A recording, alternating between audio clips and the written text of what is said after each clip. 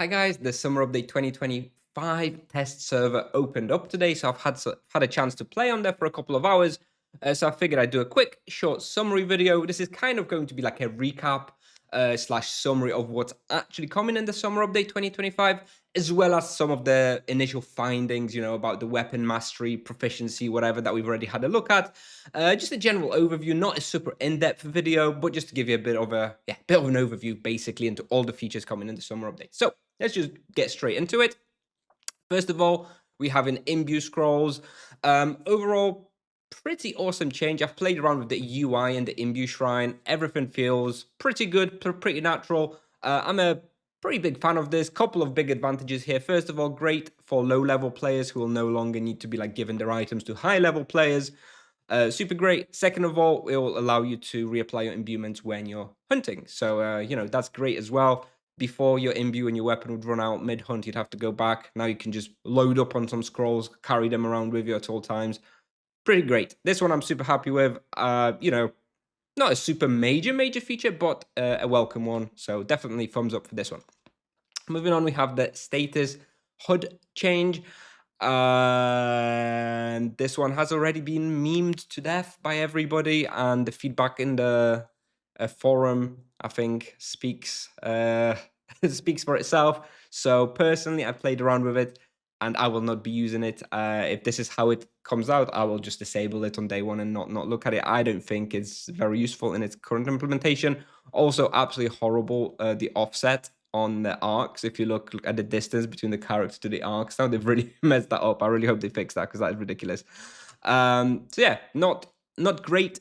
As everybody said, would be great if they added a little section on the right for spell cooldowns, or even below maybe as well would also work for spell cooldowns, or for items, right? So you could track your charge and your might ring, stone skin amulets, easier, etc., etc. Hopefully they add that either during this test server or in the upcoming, I don't know, maybe winter update or something, because current implementation of this, kind of yikes. Anyway, moving on. But what everybody is interested in is the weapon proficiency. So, this is, the big feature of the update, I suppose. And yeah, first of all, I am definitely planning an in-depth video on this at the end of the test server. I'm not going to deep dive into all the weapons today, because I expect a lot to change in this section. So we're just going to do a bit of an overview, what we've seen so far. But if you want an in-depth video on all the weapons, which weapons are now good because the tree is amazing, blah, blah, blah, you're going to need to wait until the end of test server, probably another couple of weeks or so before I'm ready and confident enough to make that kind of video. But just from today, from looking at test server, few high-level notes for you guys. First of all, we are going to be slightly weaker for the first 1 to 2 hours of using a weapon. This was expected since the previous announcement. Basically, they took away a lot of the power from the weapons, the base power, from the soul weapons. They took away the crit damage. They took away one skill. And this is the case across all the weapons. Like cobra weapons, lion weapons as well. Basically, you kind of just need to invest in the first 3 to 4 perks to just make the weapon as strong as it was before, and then you get 1 or 2 more perks at the very end, which are new and will actually make the weapon stronger. So yeah, we are basically weaker for the first 1 to 2 hours of using the weapon. Not super long, not a major deal that we slightly nerfed. I don't think this is such a big deal like people made it out to be. And then after grinding for many hours, in the case of soul weapons and sanguine weapons, we will end up being 1 to 3% stronger, I guess, which is actually kind of significant in a game like Tibia. 1 to 3% power boost is actually pretty significant. It couldn't be anything else. For example, the sanguine weapon compared to existing sanguine weapon will end up with you having 15% more crit damage and 2% more crit chance, which is basically a quarter of a low blow savage blow combination at all times for all monsters. So it's not, it's not nothing. But it's nothing major, right? This is not going to be a super powerful upgrade. After that, my kind of complaint is that there's not much choice in customization, at least in the weapons I looked at, which are monk. I mostly looked at monk.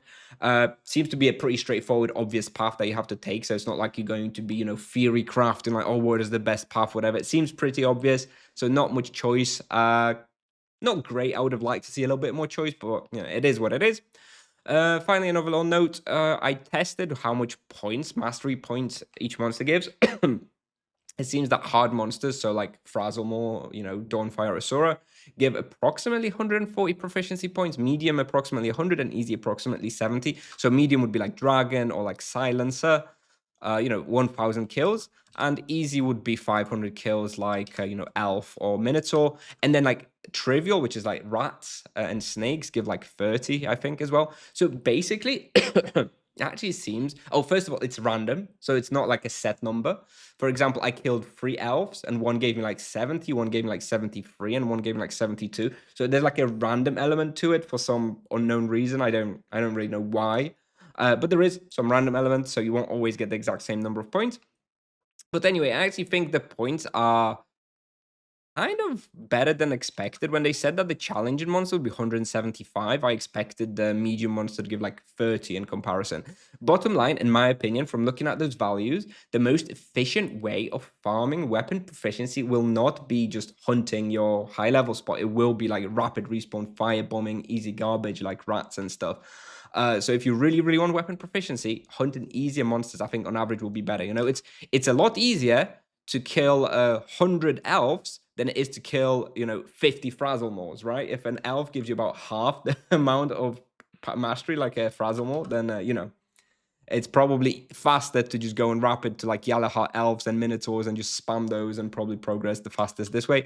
Obviously, this may change, right? This is day one. They may change those ratios significantly. At the moment, it feels to me like those weak monsters give a little bit more than I expected, at least compared to the harder ones. Maybe just increase the harder ones, right? Maybe change this from 140 to like 240 or something. I don't know.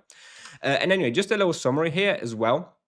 So first of all, the T7 mastery is only on Soul and Sanguine weapons. So these are the ones which will need 20 million experience. Everything else, like Lion, Cobra, etc., I believe only need like 2 million, which is like not significant at all. You'll get that pretty quickly.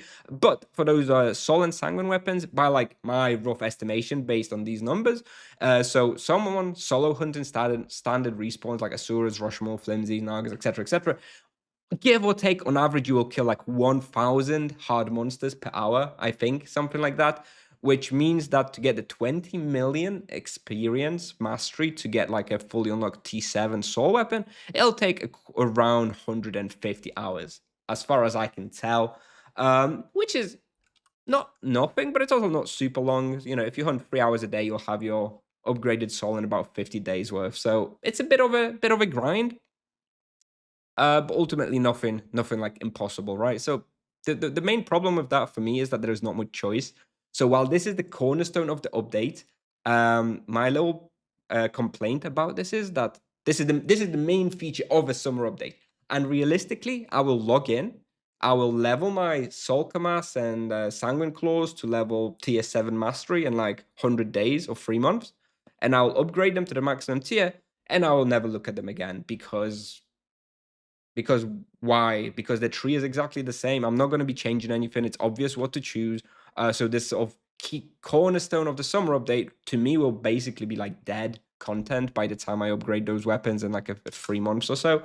Kind of a shame. I think there was a little bit more potential to be had here with like more customization. And instead of, in certain trees, like this one is actually a pretty good example. Like you see like how there's 12 different perks. In a lot of these trees, you have like 6 perks or something. Like you only have like one, maybe 2, 1. Like it's like really boring. Here you've got a little bit of choice. I would have liked to see more options. Like I would have liked to see 3 options per each column, right? 3 choices, 3 choices, 3 choices, 3 choices, and then there would actually be a little bit of choice, hopefully, if they were balanced accordingly. At the moment, again, this may change, right? This is day one. At the moment, the choice isn't really there, in my opinion. Anyway, that's weapon proficiency so far. Nothing like insane in there. There's some fun stuff, but overall, at the end of the day, this is just a slight nerf for the first couple of hours, a slight buff long term, and that's basically the summary. And like I said, we'll do an in-depth video covering most likely monk items at the end of the test server. Maybe we'll do a little deep dive into like some more powerful other vocation items as well. Moving on.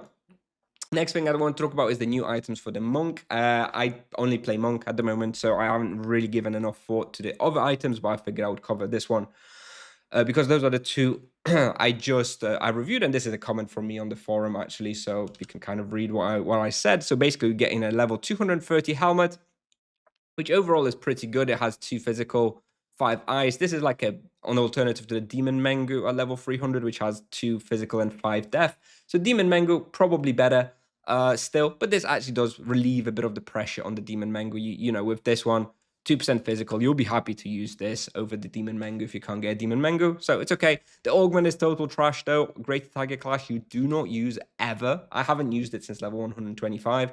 At level 125, you get the devastating knockout, and then you never use this again. So kind of bizarre to give on a level 230 item. I hope they change that. And then we're getting the new legs for level 230. Those are actually kind of similar to the Jade legs. You know, you've got the Jade legs with just ice protection, 4% ice protection, I think.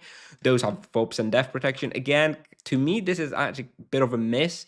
I would have liked to see an alternative to the mutant hide trousers. Currently, as I say in the comment here, the meta is to like get dwarven legs at level 8 and then go to the mutant hide trousers at level 300 and nothing in between. So I would have liked to see a bit of a physical gap in here that you can have between the mutant hide trousers. So I said that my suggestion here would be to change this 4% death to maybe 2% physical and like 2% some other elemental protection, for example. I think that would be a lot better. And it would relieve a bit of that pressure that we currently see on the mutant hide trousers and the demand that we have for those, because there is no alternative legs really until level 500. And finally, just wanted to mention there's a new spawns. Obviously, 2 new spawns coming with this update. I haven't yet had a look at them. This is day 1. The quest hasn't been solved. Also, there's like 100 people there, so I wouldn't get any good results. So not much to say for me now, but just wanted to obviously highlight that I will test those places a lot, and we will be having some guides and review of those places down the line as well. Obviously, a little bit too early for me to say anything more though. And yeah, that's pretty much it. That's all I really wanted to talk about on day 1. Not super much detail yet. Obviously, I need to spend a little bit more time on it. Overall, if I had to give my opinion on the update so far, considering it's a summer update, I like the Imbue change. Kind of small, you know, for a summer update, but I do like this. This is probably my favorite feature of the update. HUD stuff in its current implementation, garbage, don't like it. Weapon proficiency, it's okay. Again, it's fine, but like there's not much choice. Like it's honestly, this can just come down to us like, you know, you strip away all of the UI of it and stuff, and this is basically like 2% player power boost. That's it, right? There is not like terribly much choice or interesting things in here. It's okay. It's fine. Like it's just a power boost, right? And at the end of the day, with a fancy UI slapped on top of it, which is fine. A bit of a grind, gives you a little bit something else to go for. But yeah, not super like excited about this. It's okay. It's fine.